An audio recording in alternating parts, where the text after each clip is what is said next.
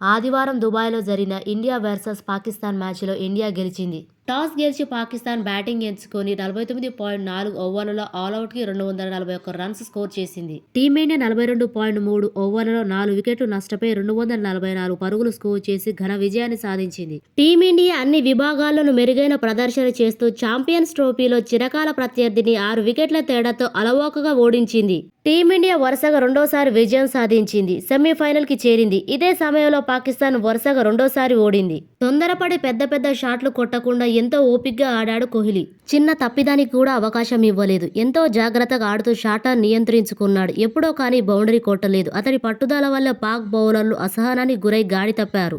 One day చరిత్రలో వరుసగా అత్యధిక సార్లు టాస్ ఓడిపోయిన జట్టుగా భారత్ రికార్డుకెక్కింది. ఆదివారం పాకిస్తాన్ మ్యాచ్లో రోహిత్ టాస్ ఓడాడు. టీమిండియా వన్డేల్లో వరుసగా ఓడడం ఇది 12వసారి. నెదర్లాండ్స్ 11 సార్లు టాస్ ఓడిపోయింది.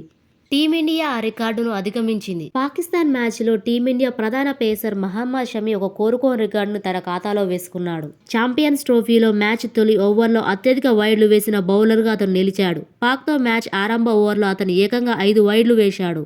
టోర్నీలో సుదీర్ఘ ఓవర్ 11 బంతులు వేసిన భారత్ బౌలర్గాను అతను రికార్డుకెక్కాడు. 2017లో 9 బంతులు వైడ్ వేసిన బుమ్రాను షమి అధిగమించాడు.